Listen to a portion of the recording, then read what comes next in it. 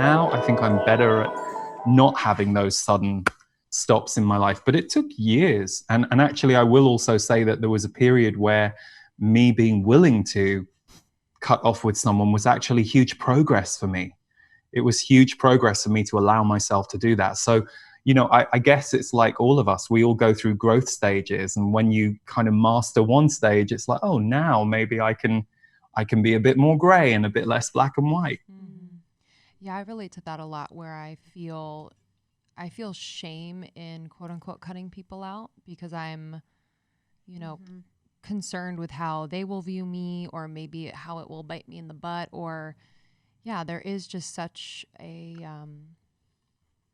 shame wound around doing what's best for you. And also, you know, I'm realizing now that it's actually really, like you said earlier, about, you know, their soul choosing this and my soul choosing this. It would behoove them as well for me to do what is best for me in that moment. So yeah, just speaking out loud, but I relate to that a lot.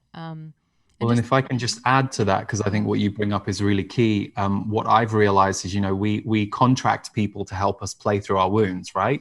So you might contract a friend at the age of 35 and you're like, oh my God, I love this person. And you haven't worked out. It's because they remind you of your brother, whatever gender they might be, or, you know, however they identify. Yeah, a year later, it all blows up like in a extraordinary way. You're like, what? But we were like, and if you really then like step back and look at it, you're like, oh my God, that's just like what happened with me and my brother at 17. And so the Z's talk about the people that we'll get really close to, whether they're people we spend a lot of time with, or whether they're those wonderful people that you can meet for 3 days and you have incredible intimacy and vulnerability with them. They say it's all about the amount of connection points you have with a person.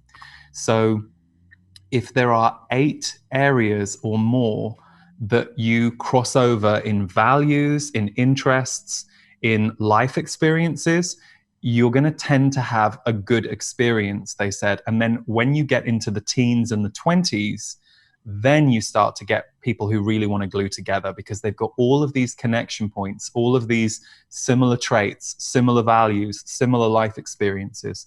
And that made a lot of sense to me. And if I really look back at some of my more dramatic endings, whether it was with lovers or with friends, they were definitely not built to last. But at the time, I had so wrapped around the emotion or the energy that I was working with that person and they were working with me, that the explosion at the end, which kind of hurt, was a release and a healing. But at the time, and this goes right back to what we started talking about at the beginning, at the time, it doesn't feel good. You don't, just like the world right now, we'll look back at this period in history in 3, 4, 5 years, and we'll have an idea about it that we can't have right now because we're in it.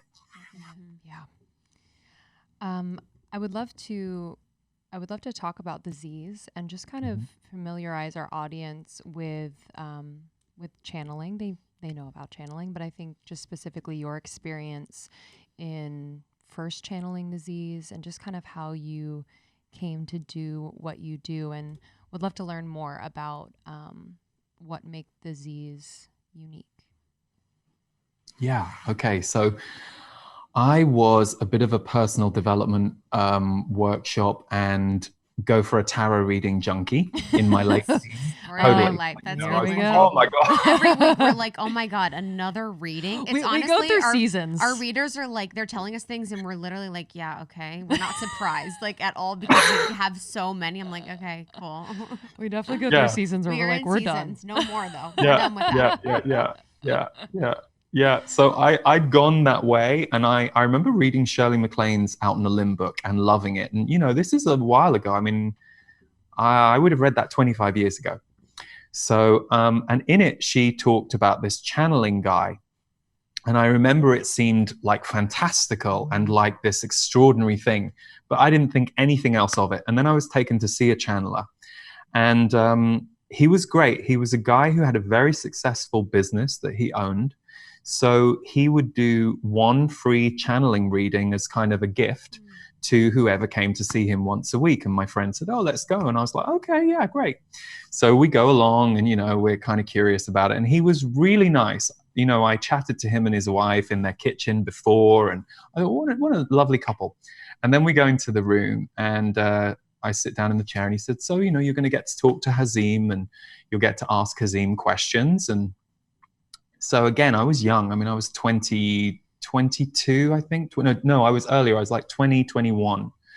And I remember he closed his eyes and he started talking in a slightly funny voice. And I remember thinking, And then he started telling me some things about me, and it was pretty I was like, ooh. And then he told me some things I didn't like, but he was correct. Years later, I was like, oh, it was correct. My ego didn't like hearing it at the time because it wasn't quite what I wanted, but he was right. And I remember leaving the room, having had this nearly hour session with him. And as we were driving home, my friend went, well, how was it for you? And I went, well, I said, it was really good, but why does he have to pretend it's coming from this other being and put on that funny voice? Why couldn't he just have told me?